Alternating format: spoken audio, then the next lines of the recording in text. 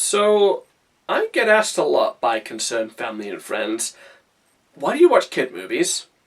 Well, it's because I don't believe that kids' movies should be disregarded as trash without giving them a chance. We shouldn't settle for less just because a kid is less likely to complain, and parents shouldn't sit through a bad film either. I watch these so I can tell you to stay away or that this film is great and you should watch it. Well, that's the case with this movie, The Kid Who Would Be King. The Kid Who Would Be King follows Alex, a kid in mid-Brexit Britain, and yes, that is appropriate information, who finds and pulls Excalibur, attracting the evil attention of, let's see, which Arthurian thread are we rolling with today? Morgan Le Fay.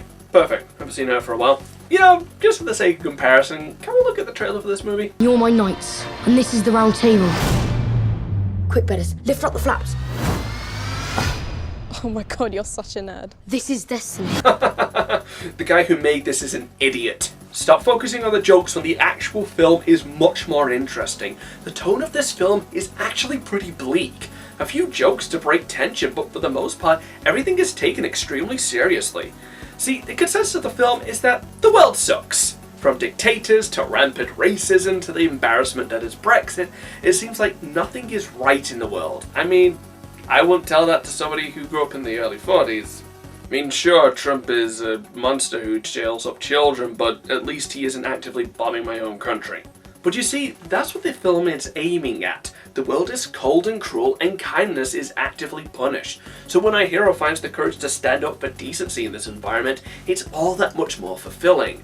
The point of the film is that kids are going to inherit this shitty world, and they want to bring some happiness to it. They would do well to remember the ideals of chivalry. Well, the romanticized version of chivalry with honor and respect, and not fighting for the church kind of chivalry. It's an important lesson for kids, and takes them seriously by acknowledging the harsh facts of this world. Not only does it acknowledge the darkness, it actively encourages them to fight against it. It helps that the kid is 12 and in his first year of high school, since I'd wager the target audience would probably be a bit younger than that. Old enough for this to be aspirational, but young enough to be vulnerable and small. Alex is a really strong character. He shows ideals of heroism before finding the sword, but also has a lack of faith in those ideals, so he has somewhere to grow. Finding forgiveness for his enemies and leading by example rather than inspiring through magic power. That's another thing I like. Excalibur isn't magical. Usually it's like a glowing sword that can cut through things like in Black Cauldron, so he actually has to learn how to fight and use his brain more than just brute strength. But he always stays true to the ideals of chivalry. When he manipulates something, he's never technically lying, which is a nice touch, using half-truths and double meanings. And can I just say, thank goodness this isn't just another superhero film protagonist. I mean, this is just about someone who has heroic ideals, discovering a magical artifact and using it to fight evil while learning that with great power comes great responsibility. Oh wait, that's the description of a superhero movie. So it's like the things that make hero films what they are, indicative of action genre in general and aren't inclusive to just Marvel. But I spent the entirety of last month harping on that lazy criticism, so let's move on. On the subject of using brains, that aspect is handled really well, since they don't have nearly that much magic, as the film's version of Merlin has limited strength and can't fight at all during night, which is also when the bad guys come out, so yeah, awkward. The climax is kind of like Home Alone meets Lord of the Rings, with kids setting up pretty creative traps, like using the teacher's cars as battering rams. It helps sell the power fantasy of kids fighting bad guys, but also makes it somewhat realistic. They practice fighting and use relatable things like gym equipment to fight back, all things that a kid could reasonably do.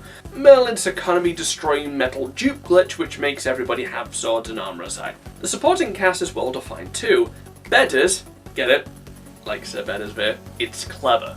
Is the Sam of the film as the chubby emotional support. Not too many of these are called Sam. But plays the role well, standing up to bullies when Alex loses hope, even though he knows he's going to get his ass kicked. Practicing all night to master Merlin's magic, showing that through devotion, even he, who is a total screw-up, can improve. He's a standard character archetype, but he's played well. Lance and Kay, because real cute, are typical bullies tormenting the characters at the beginning, but joining them after they see the evils they face. But again, it's not black and white, since Lance still does try to steal Excalibur mid-quest, and has to learn that the world is bigger than his own wants and desires. They even tie them with the general idea of prejudice, that they hurt others because they're scared, and applies that to the idea that fear is basically causing society to turn in on itself and allowing fear to win. Again, kids film.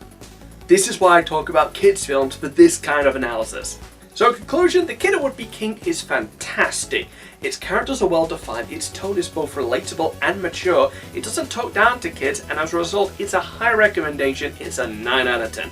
This is easily the most underrated movie of the year so far. Please, let your kids see this. Its message is more important now than ever, and it's entertaining on its own merits. Or take it to see whatever animated garbage Sony Pictures shits out next. Except for Into the Spider-Verse, of course, that's the exception. Take care now, bye bye then.